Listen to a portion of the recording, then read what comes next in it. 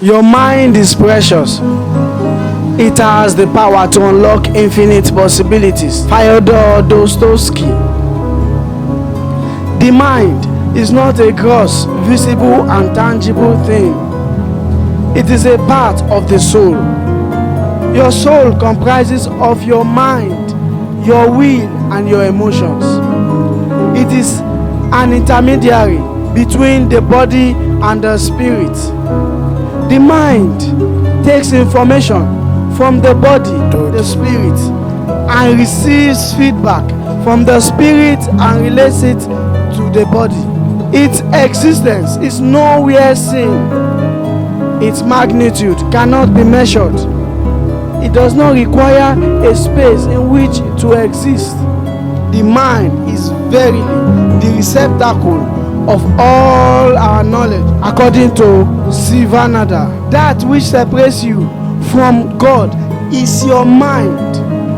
The mind is the powerhouse of every human being on earth. Mind is defined as the faculty of power whereby thinking creatures feel, think, and will. Though this definition is inadequate and secular in nature, but this is unavoidable. For the mind can be defined only in its terms and only by reference to its processes.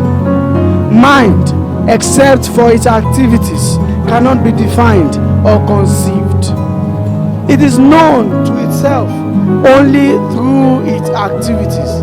Mind without mental states is a mere abstraction, a word without a corresponding mental image or concept. Sir William Hamilton expressed the matter as clearly as possible, where he said, "What we mean by the mind is simply that which perceives, thinks, wills, feels, and desires.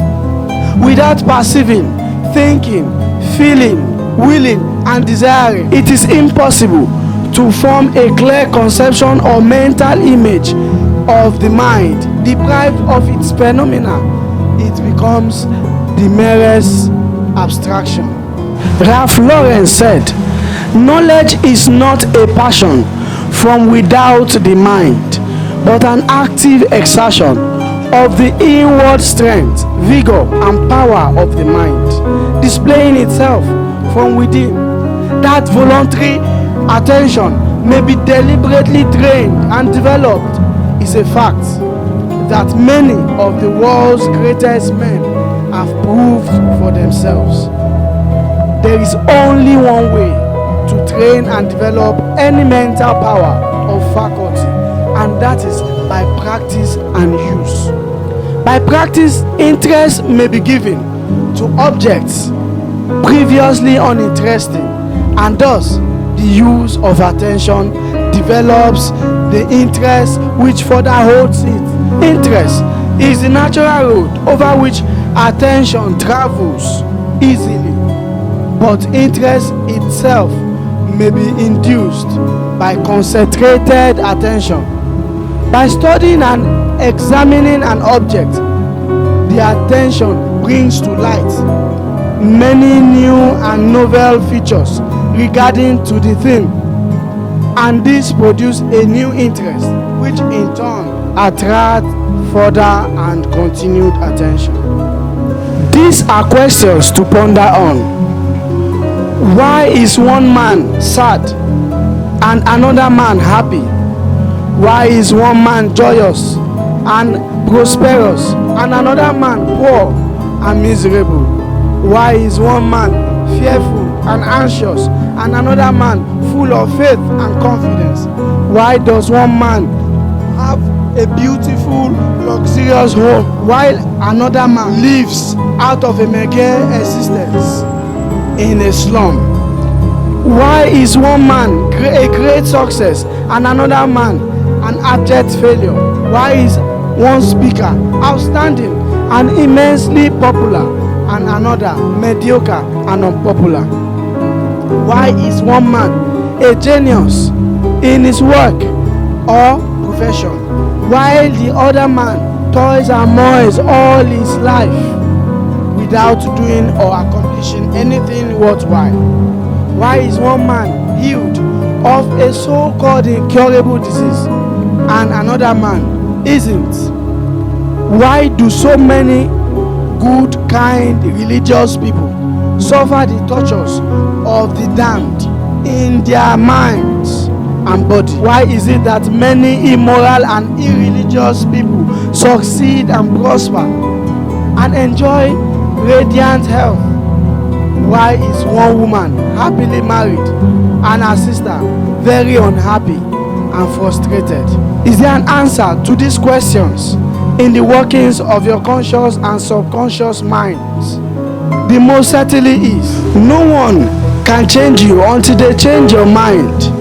There is always a battle that goes on in our minds whenever we want to make decisions, whether negative or positive. Your mind can unlock endless possibilities if you can put it to work. Your value is not how much you have, but how much your mind can create. Your dream in life shouldn't be where to get money or how to get money.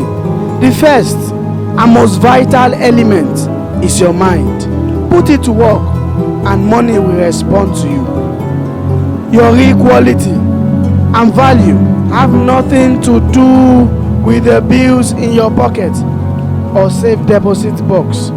If you can build not your bank account but your mind and your heart, the quality of your personality will control how much money responds to you. Take your mind beyond money and focus on God's purpose. His purpose for your life is that no matter the economy situations of this world, you will always win. Without your mind, even God is helpless. If you can change your mind, you can change your world. Your productivity happens when you align what you think with what you say and act upon. When you know how to fly, you will not struggle to fly. Never let your mind be sloppy as the unkept hair or bulging handbag. You can't lose your mind and expect to win in life. Don't be tired of information. When you get informed, use it. When your mind is made up for action, fear diminishes. The mind is the window to the world of possibilities.